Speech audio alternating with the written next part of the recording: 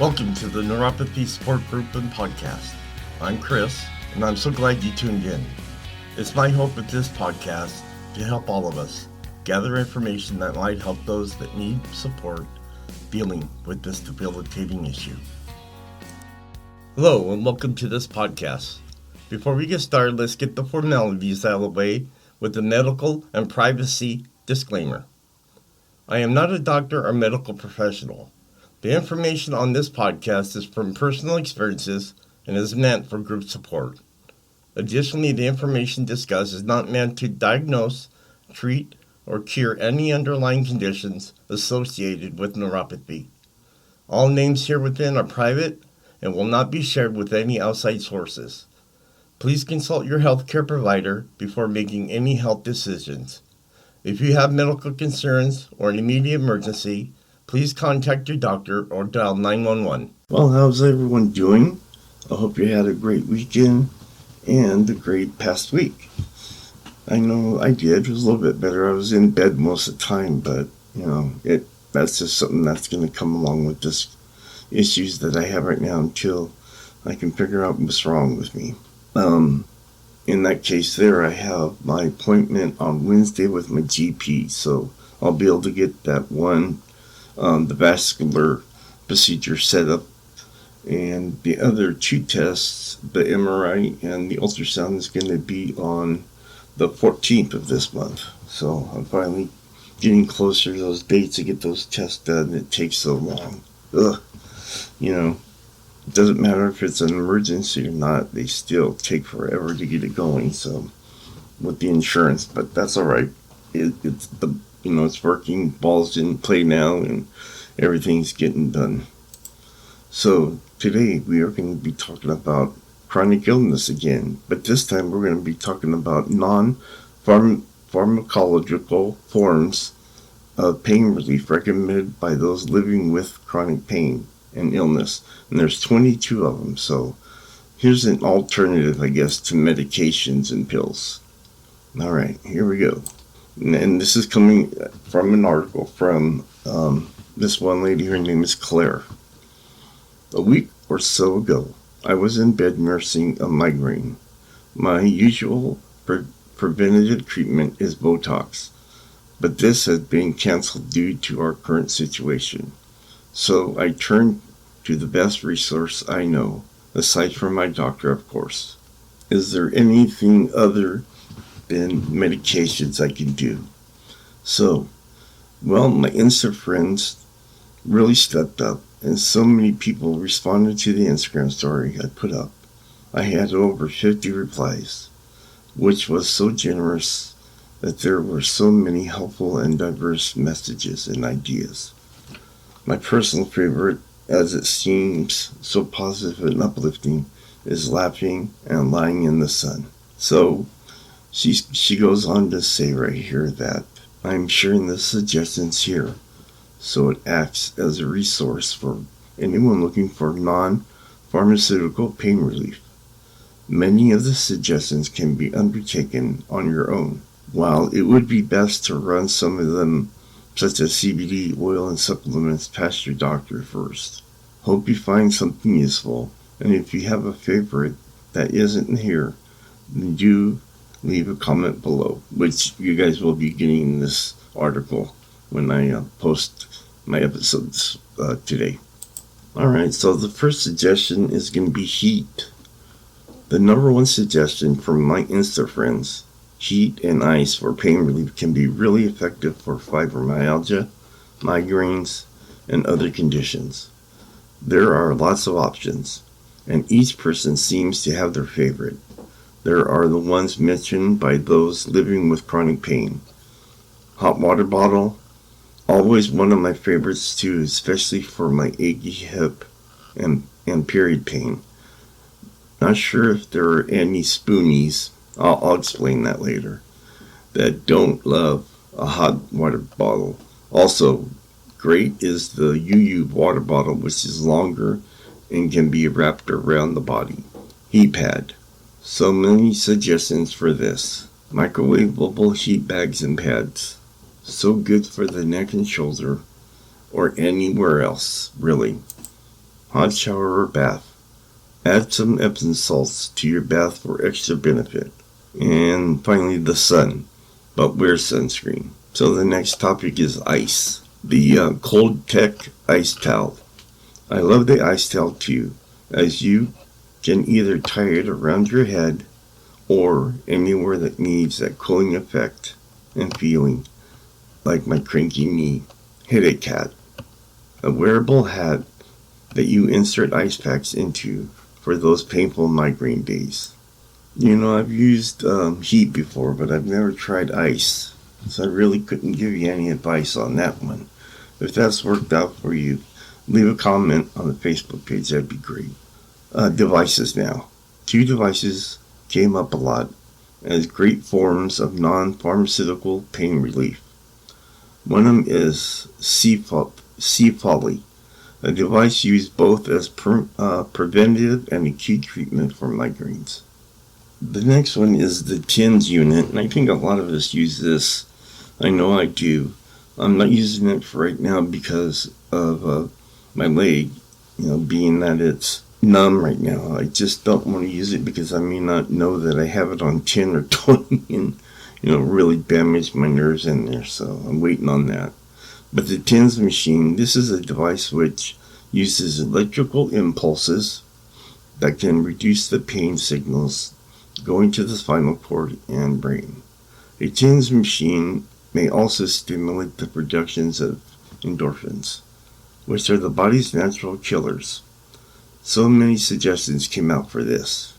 The next one seems like this person or the individuals that send in their messages have a lot of migraine issues. So the next one is migraine glasses.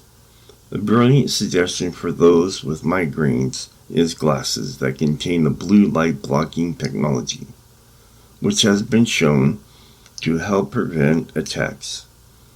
These glasses are perfect for the outdoors and for when using devices such as a laptop or phone. So the next one is going to be nausea relief bands. So not strictly for pain relief, but nausea can be so debilitating, and so many of us with chronic pain live with this symptom. One thing that can be helpful as a non-drug option is nausea relief bands. Working through acupuncture, there is evidence that can be helpful with motion sickness, morning sickness, or the nausea that comes with chronic illness. Those are issues my daughter has. She has vertigo real bad. The brand Bislets is great for their stylish bands that look like cheap bracelets. Alright, now we get into the supplements. And the one particularly we're going to talk about is magnesium.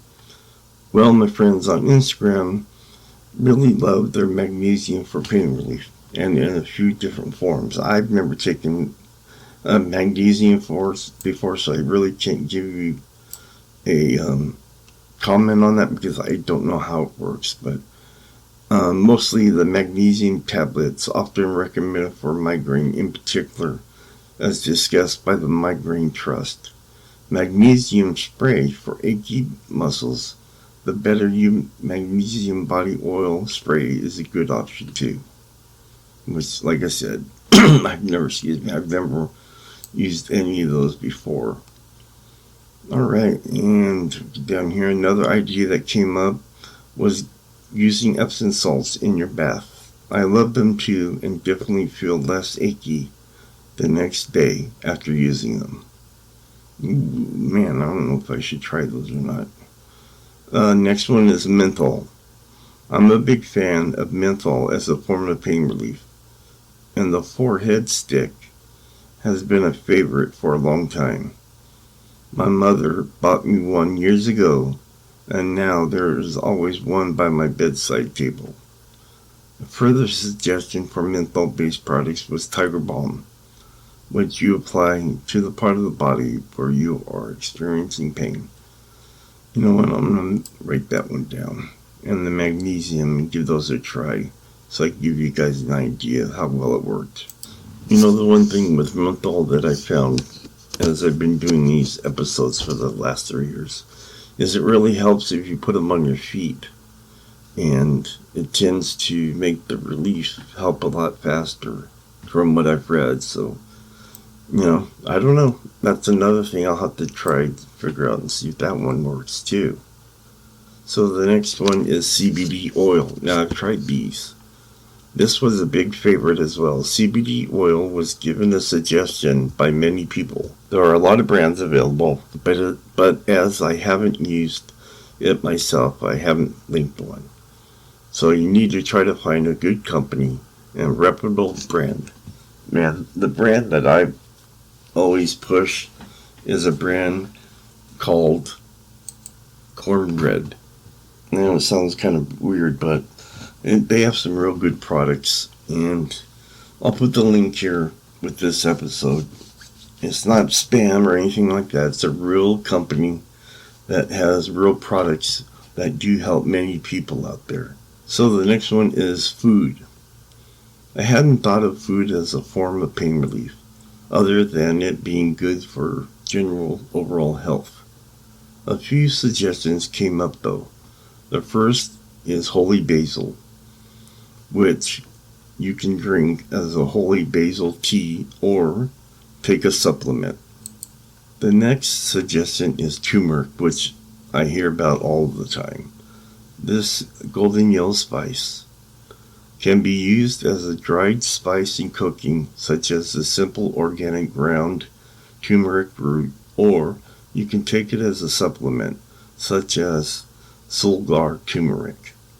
Ginger was also given as a suggestion, and I love ginger tea. You can also use ginger as a supplement, and it is often used for migraines. The problem with myself, I don't drink teas, and I haven't really gotten the courage to take that one just yet, because a lot of these have side effects, and the only supplements I take are B1, B12, and I take vitamin D, and I also take flaxseed oil. So, I don't really take any of the big major ones like that. The next one, which I have used before and do use, aromatherapy. I know many people love to use aromatherapy for its relaxing and calming properties. The use of lavender oil was suggested a few times, and is often thought to be helpful for aiding sleep. The other form of aromatherapy that was suggested was the use of tea tree oil. For myself, though, the best one I thought worked the best was orange citrus. It really did calm me down, and I thought it helped with the pain a lot better than some of the other ones. But you also got to remember that some of those products out there are not good for pets to be around smelling those different, I call them flavors, but the different aromas. So you need to be very careful. I know I posted an episode on that aromatherapy just recently. So, take a look at that. If I put the, all the paperwork and all the information for you right there. But yeah, again, be very careful. The next one is going to be acupuncture. Acupuncture can be helpful for some, and is considered a treatment option for some people with chronic headaches and migraines, as well as chronic pain, jaw pain, joint pain, and post-operative pain. The next is reflexology. A further suggestion was to have regular reflexology, a complementary medicine treatment. It is important to speak with your GP before having reflexology if you are pregnant or have underlying conditions. I have no idea what that is. That's something I would have to look up. The next one is meditation. There are a lot of really good free meditation resources now, and apps are always a great way to start a meditative practice. Some favorites are Calm, I've seen that one before, Headspace, and Insight Timer, all of which have free sessions as well as paid for ones. The other one's going to be psychotherapy. I don't think that is psychotherapy, that's physiotherapy. It is well known for the management of chronic pain and seeing a qualified physiotherapist can be so useful for many. Your therapist will be able to advise you on appropriate exercise, relaxation techniques, as well as manual therapy, such as connective tissue work, if appropriate for your condition. The next one is yoga. Yoga, and particularly restorative or gentle yoga, can be so helpful for stretching tight muscles. If you haven't tried yoga before then, it would be helpful to see a qualified instructor first, particularly if you have hypermobility. Next one is exercise. Gentle, low-intensity exercise can be very helpful, depending upon the health conditions. It is often recommended for conditions such as fibromyalgia. However, it is best to speak with a health professional before starting an exercise program, so that you can work up gradually to your personal circumstances, especially as graded exercise therapy can be harmful for some persons. There is evidence that exercise can reduce the frequency and severity of migraine attacks for some people. Next is going to be the roller ball or foam rollers, and I've talked about this, and I've actually sent links for those on my affiliates. The use of a roller ball or foam roller were also given as suggestions alongside. If you haven't before, you need to make sure that you use it really gently first. Next one is flotation therapy. I'll be honest and say I don't know a great deal about flotation therapy, but one of my Insta friends gave this suggestion for non-pharmaceutical pain relief. I definitely would love to know more about it. Mouth guard. As a mouth guard wearer, I know they can be very helpful. Often used for those with migraines. If someone has an issue with teeth grinding or a jaw tension, mouth guards are also helpful for those with temporal mandibular disorder. Man, another new word. Have a chat with your dentist if you think it would be helpful for you. Weighted blanket. This is another one I've heard about. So many people love a weighted blanket. I have a Mela Comfort weighted blanket and love it. It's so cozy and feels very comforting. Many people find them helpful for promoting restless sleep, as well as reducing stress through the pressure on the body, reducing cortisol, the body's main stress hormone. Distractions, hobbies, and interests. There are so many hobbies and interests that can be relaxing and help us manage pain with chronic illness. Why not try and find something you enjoy? It could be cooking, being creative with crafts, knitting, or crochet, learning calligraphy or other techniques. That's one thing that putting on this podcast helps me with. And lastly, laughing. I love this suggestion so much.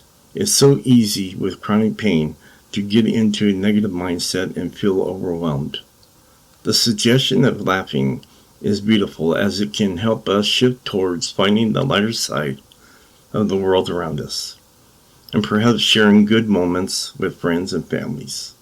Well, alright, I hope you guys got a lot of information out of what I just read for you. Also, remember when I talked about a smoothie at the very beginning of our podcast? I'm going to give a diagram. I'm going to post it with this to let, kind of break it all down, what it is, what it means to be a smoothie, and what you need to do to make, those steps work for you. But you'll have a better understanding after I send it to you. But hey, you have a great week. Have a great weekend, and I will talk to you next Monday. Bye. As we come to a close, it's my hope this podcast and other sources, such as product reviews that I have discussed today, can better our lives and give us some relief dealing with neuropathy. This episode, plus others, are posted every Monday on Facebook, Twitter, Instagram, iTunes, Spotify, and Stitcher. And finally, whatever life throws at you, even if it hurts you, just be strong and fight through it.